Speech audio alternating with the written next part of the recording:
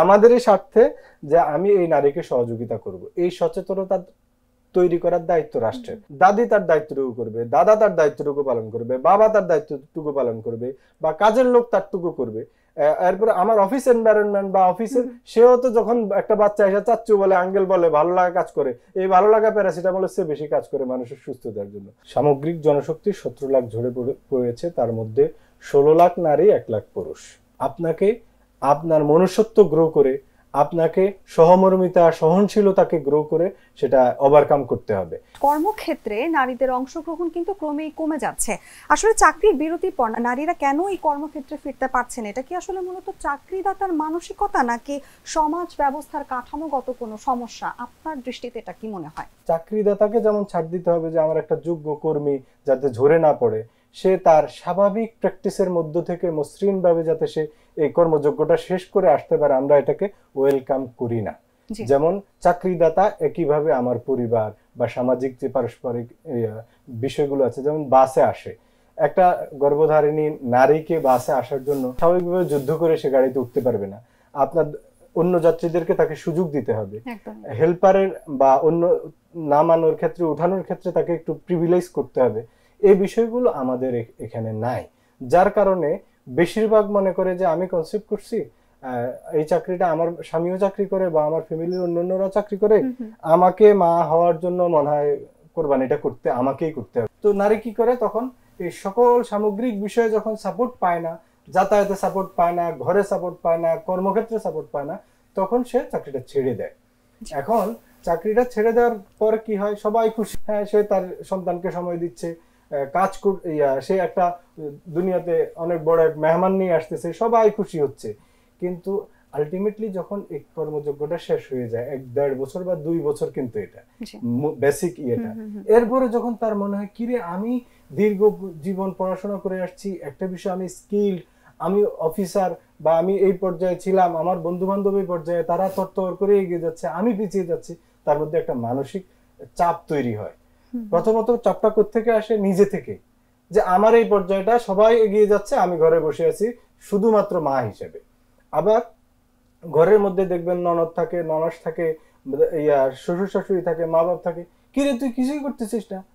মানে দুটো বিষয়, একটা হচ্ছে তাকে এই জার্নিটাতে হেল্প করলেন না, এই ব্যর্থতা কেউ নেয় না, তুই কিছু করতেছিস না।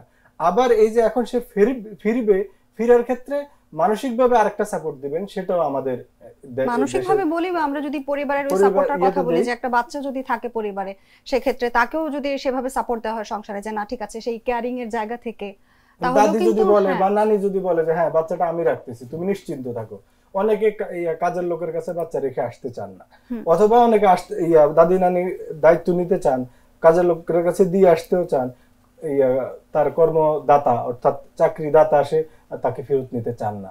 বিকজ অফ কি সমস্যা, আমরা যেটা স্টাডি করে দেখেছি, চাকরিদাতা মনে করে যে 1-1.5 বছর 2 বছর গ্যাপ হয়েছে, সে কাজ ভুলে গেছে, সে সেম চেয়ারে এসে দায়িত্বটুকু পালন করতে পারবে কিনা, তার একটা শঙ্কা তৈরি হয়।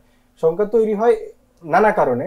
একটা হলো শঙ্কা তৈরি হয়ে যায় যে আমার ফুললি সাপোর্ট দিতে পারবো কিনা, আরেকটা হচ্ছে আমাদের যে আর্থসামাজিক অবস্থান, আমাদের যে কর্মে মানুষের মানে কর্ম আছে, ঘাটতি আছে, যার কারণে সে তো যোগ্য আরেকজন লোক পেয়ে যাচ্ছে, সে চাচ্ছে না যে এখন আর অতিরিক্ত বেতনে সে আগে স্যালারি দিয়ে তাকে এখানে নেই, সে কম স্যালারিতে আরেকজনকে এখানে নিয়ে ফেলছে হয়তো কিছুদিন আগে। এরকম নানাবিধ সমস্যা নারীর সামনে আসে। মাতৃত্ব ও পেশা, এই দুই ব্যাপারটার ভারসাম্য রক্ষা করাটা আসলে কতটা সম্ভব? বা আমি যদি বলি যে ডে কেয়ার বা ফ্লেক্সিবল ওয়ার্কিং প্লেস অথবা ওয়ার্ক ফ্রম হোমের যে কথাটা বলছে আমাদের বিশেষজ্ঞরা, এটা বাস্তবায়নের জন্য রাষ্ট্রের আসলে কতটা ভূমিকা পালন করা উচিত বলে আপনার মনে হয়?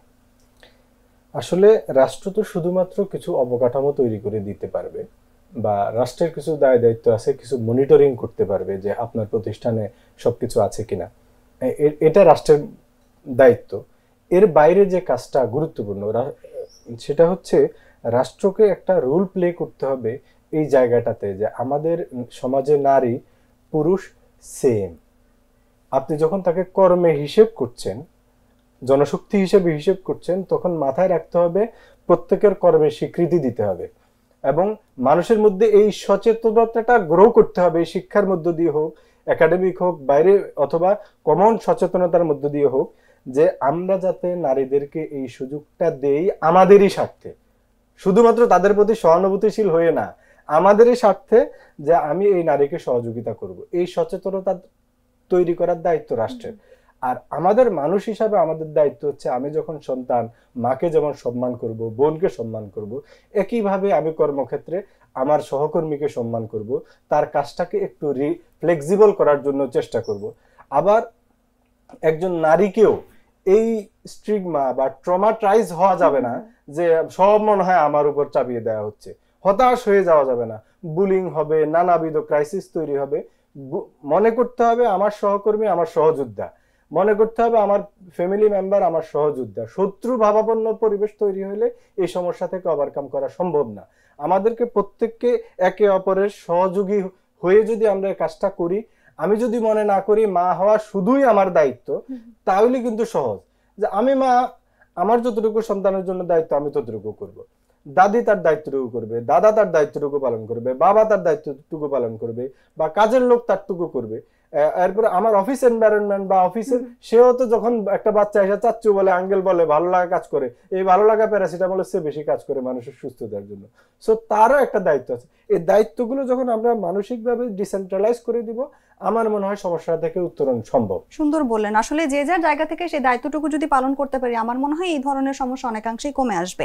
বাংলাদেশে আসলে নারী শ্রমশক্তির অংশগ্রহণটা কিন্তু কমে যাচ্ছে, যেমনটা আপনি বললেন যে এই ধরনের সাপোর্টিভ কাহিনীর জন্য। তো অর্থনৈতিক মন্দা বা পারিবারিক চাপ নাকি নীতিগত কোনো ঘাটতি, কোনটা আসলে বড় কারণ এই প্রবলেমটা ক্রিয়েট হওয়ার জন্য? 2024 সালে যে জরিপ হয়েছে, সে জরিপে আমরা যে তথ্যটা পেয়েছি, আপনার নারী সামগ্রিক জনশক্তির 23 থেকে 24-এ যে ঝরে পড়ার সংখ্যা, সেটা হচ্ছে 17 লাখ। সামগ্রিক জনশক্তি 17 লাখ ঝরে পড়েছে, তার মধ্যে 16 লাখ নারী, 1 লাখ পুরুষ। তার মানে আমি যদি অর্থনৈতিক বিষয়টা বিবেচনা করি, তাহলে তো সেটা রেশিওটা ভিন্ন হইতে পারত। আর আমি যদি নীতিগত বিষয় বিবেচনা করি, রেশিওটাও আমার সবচেয়ে বড় বিষয়টা মনে হয় নারীদের ছিটকে পড়া, বা এই যে নারীদের ক্রাইসিস মুভমেন্ট বা মা হওয়া বা অন্যান্য কিছু বিষয়ের কারণে নারীরা যেভাবে ছিটকে পড়ছে, এটাই হলো সবচেয়ে বড় সমস্যা আমার কাছে মনে হয়েছে কাজ করতে গিয়ে। আর নীতিগত যে বিষয়টা, নীতি আমাদের হিউজ আছে, কিন্তু আমাদের মধ্যে প্র্যাকটিসটা খুব কম আছে। আর আইন দিয়ে, নীতি দিয়ে আপনি সবকিছু করতে পারবেন না। আপনাকে আপনার মনুষ্যত্ব গ্রো করে, আপনাকে সহমর্মিতা, সহনশীলতাকে গ্রো করে সেটা ওভারকাম করতে হবে। আমাদের যে অর্থনৈতিক ক্রাইসিস, এটা তো আমার জন্য যা আপনার জন্যই তাই। অর্থনৈতিক ক্রাইসিসে আমাদের অত বেশি ভোগায় না যতটা ভোগায় আমাদের মানসিক ক্রাইসিসে। ধরেন আমি 10 জন লোককে চাকরি দিতে পারবো, আমি একজন চাকরিদাতা। আমি যদি মনে করি যে আমার বোন যেমন চাকরির জন্য ঘুরছে, তা আমি 10 জন চাকরি দেওয়ার ক্ষেত্রে আমি 5 জন নারী নেই, 5 জন পুরুষ নেই, কর্মক্ষেত্রে আমি এই দৃষ্টান্তটাই স্থাপন করি। কিন্তু আমাদের সামাজিক প্রেক্ষাপটের সমস্যা হচ্ছে, নারী দিলে তার 2 দিন পরে তার ছুটি দিতে হবে মাতৃত্বকালীন, বা তার এই সমস্যা সেই সমস্যা। আমরা মনে করি এটা মানসিকতায় হয়ে গেছে, কিন্তু আমরা বেমালুম ভুলেই যাই যে এটা তো আমার মায়েরও সমস্যা, এটা তো আমার বোনেরও সমস্যা। তো সমাজে যদি আমরা একসঙ্গে গড়ে উঠতে চাই, আমি চাই আমার বউ সন্তানের মা হোক, কিন্তু আমি চাই না আমার সহকর্মী বা আমি যাকে চাকরি দিয়েছি সে সন্তানের মা হোক, তাহলে তো এটা কেমন দ্বিচারিতা না আমাদের? তো এই মূল বিষয়টা হচ্ছে আমাদের সংকটটা আমাদের মানসিকতায়। আমরা যদি মানসিকতা পরিবর্তন করি, আমরা যদি নিজেদেরকে স্বশিক্ষিত হতে পারি, আমরা যদি মনে করি যে শুধুই আমার ব্যবসা না, আমার সমাজটাও আমার একটা ব্যবসা, সামাজিক ব্যবসা। আমি আমার পরিবারে যেমন আমি সুখ শান্তি চাই, আমার কর্মক্ষেত্রে অন্যের সুখ শান্তি নিশ্চিত করতে হবে, তাইলে আমরা ওভারঅল ভালো থাকবো।